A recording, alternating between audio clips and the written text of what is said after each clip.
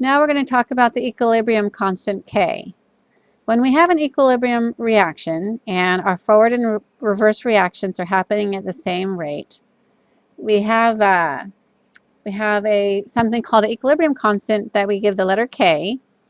And when these reactions happen, the equilibrium constant will be the same every time. The equilibrium constant gives you the relationship between how many products are present and how many reactants are present. And so we express that as with products in the numerator and reactants in the denominator to represent my K value.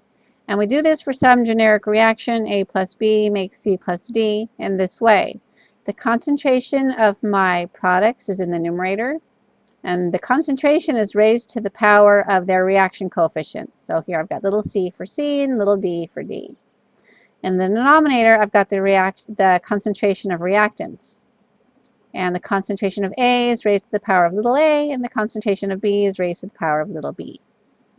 And this is how I express an equilibrium constant for a generalized reaction.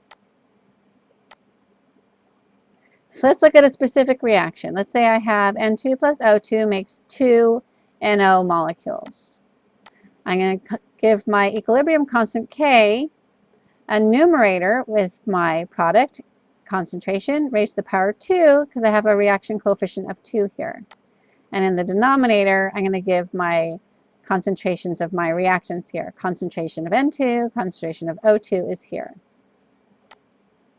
And as you can see, my reaction coefficients become the exponents in this expression for K.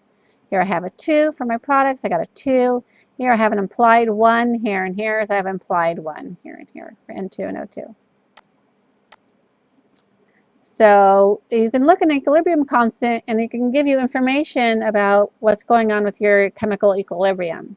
When K is much greater than 1, when equilibrium is established and your forward and reverse rates are equal, if K is greater than 1, you got a lot of products and not a lot of reactants.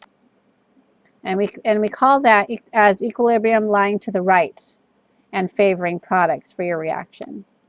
When K is much less than 1, you got a lot of you got a lot of reactants and not a lot of product. So you got a big denominator and a small numerator when K is less than 1. And that means equilibrium lies to the left and favors reactants. When K is between 0.01 and 100, you can say that the magnitude of concentrations of products and reactants is about the same. So let's look at a real life reaction with H2 plus O2 making water. You can see we have an extremely large K. So what we mean by that is that the equilibrium favors the products. We got a lot of product around, not a lot of reactants around. So how do we do this mathematically? Let's say I know my equilibrium concentrations. I know that at equilibrium, A2 is going to be a constant concentration at 0.25, and I have my B2 concentration 0.25, and AB is 0.5.